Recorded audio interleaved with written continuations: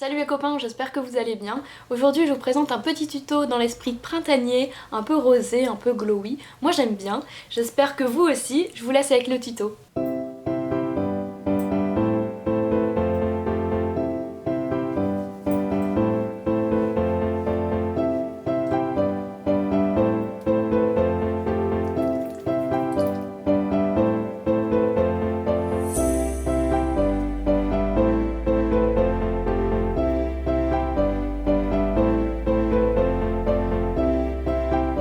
Une fois que le fond de teint est appliqué, je passe à l'anti-cerne. Alors moi j'utilise le super couvrant full cover de Make Up For Ever parce que j'ai besoin de beaucoup camoufler mes cernes.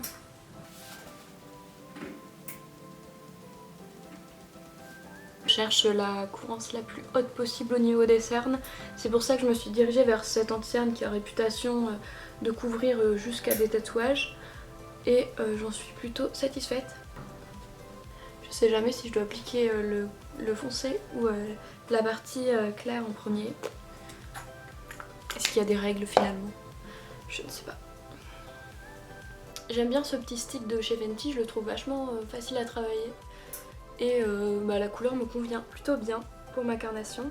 Je la trouve en fait assez neutre, même un peu froide. Je saurais pas dire. Bon, j'en rajoute un peu parce que je suis toujours dans l'excès. En même temps, ça fait pas de mal.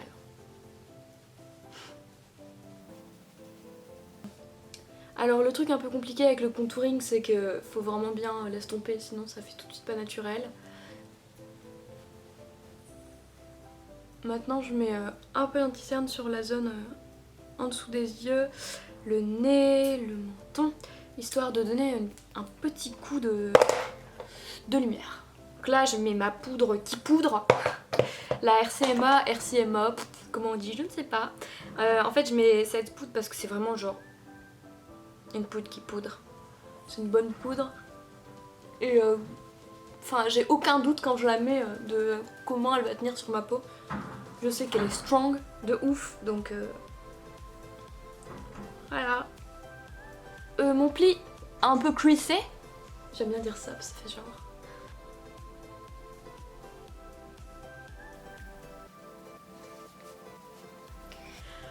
Du coup pour le blush, en gros le blush le plus rose que vous avez chez vous dans vos placards, j'espère que vous avez. Sinon un truc qui donne bonne mine quoi. C'est un peu le but de ce look printanier. Plutôt l'appliquer dans mon miroir, sinon je vais me foirer. Ce qui est bien avec les blushs Kiko, c'est qu'ils coûtent pas cher et qu'en plus on a de la bonne qualité. Franchement il y a pas mal de promos chez Kiko, allez-y quand il y a des promos. Parce que les blushs ça vaut le coup je trouve. Enfin c'est vraiment des couleurs, franchement voilà là j'ai un rose. J'avoue j'en ai peut-être mis un peu beaucoup, hein. Surtout à la caméra on dirait, mais dans la vraie vie avec plus de lumière et moins de contraste ça se voit moins, je vous rassure. Donc ensuite je mets ma brume de chez MAC. Celle qui sent la noix de coco est trop bien. Ah j'aime pas quand ça fait les lèvres maquillées là, poudrées, ça fait vraiment... j'ai plus de bouche quoi. Enfin, bref, attendez, j'ai oublié la petite touche pour le teint. Qu'ai-je pu oublier? Bah l'highlighter. Alors j'ai celui-là comme highlighter. En fait il n'est pas poudreux du tout, je suis obligée de l'appliquer au doigt. Ce que j'aime beaucoup chez cet highlighter, c'est qu'il y a un effet un peu holographique je trouve. Enfin holographique, nacré, je saurais pas trop vous dire. Et ça le rend vraiment particulier parce qu'il y a pas mal de couleurs dedans, là il y a du violet, du rose, une sorte de blanc très clair, je trouve plutôt pas mal. Après au niveau de la matière du produit, on la remarque quand même. C'est pas quelque chose qui se fond très bien avec la peau. Bonjour. Donc bon, j'estompe un peu le truc au pinceau, en fait je ferais mieux de l'estomper au doigt franchement.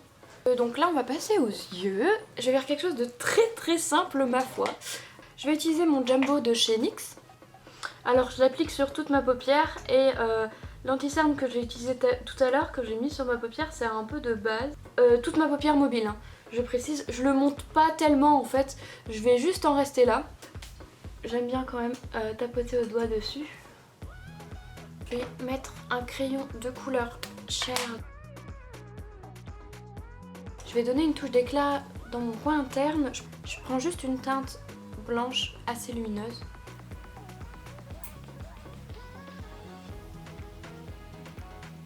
Et ensuite, le truc un peu foufou du make-up. Je vais utiliser en fait un rouge à lèvres sans transfert et je vais le mettre sur un petit goupillon, un mascara. Goupillon. Je crois qu'on va direct l'appliquer. Hop.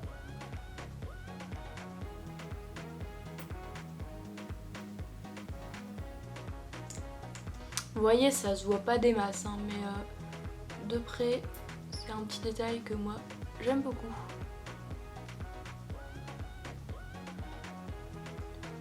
Moi je pense que le maquillage c'est très perso.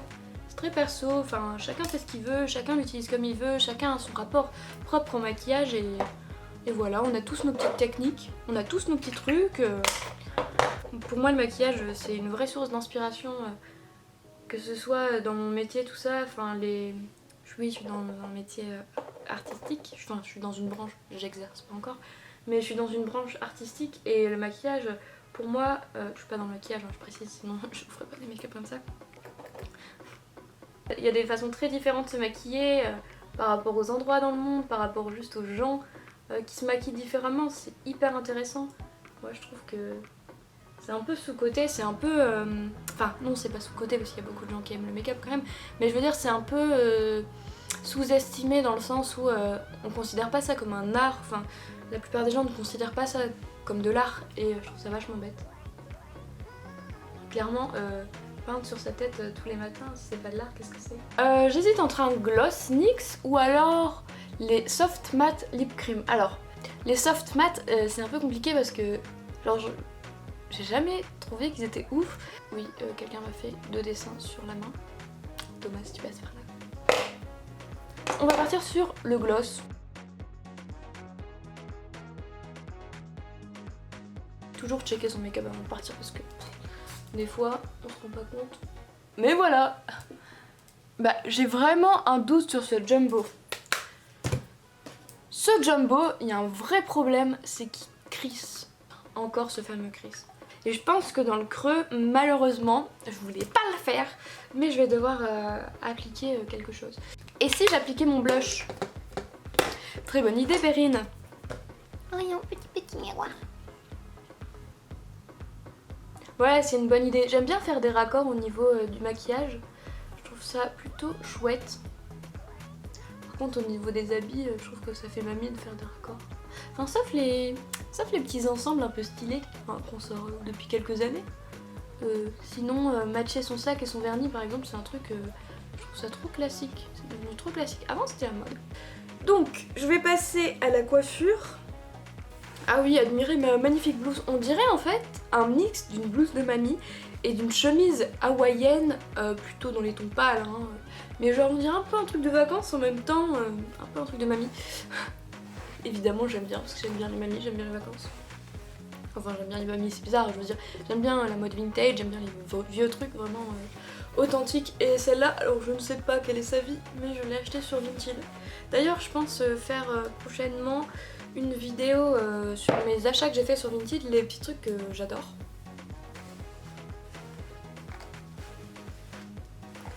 Waouh! En fait j'ai mis du gel ce matin sur mes cheveux, quelle bonne idée, et parce qu'en fait j'avais plein de... Comment on appelle ça? Ouais, vous voyez? Ah oui, les épis. J'avais plein d'épis et je me disais mais c'est pas possible d'en avoir autant. Parce qu'en fait en ce moment je suis en train de faire ma transition de shampoing industriel jusqu'au shampoing bio parce que j'ai envie d'avoir des beaux cheveux et des cheveux surtout en bonne santé. Donc je suis en train de faire la transition et en fait le premier mois c'est souvent un peu caca. Les cheveux qui regressent plus vite, etc. Parce qu'en fait, il faut déshabituer le cheveu, tous les parabènes, toutes les cochonneries, et surtout habituer le cheveu à prendre un rythme normal en fait, avec un shampoing bio quoi. Donc bah là c'est un peu pas terrible, mais ça va s'améliorer. Ça va s'améliorer.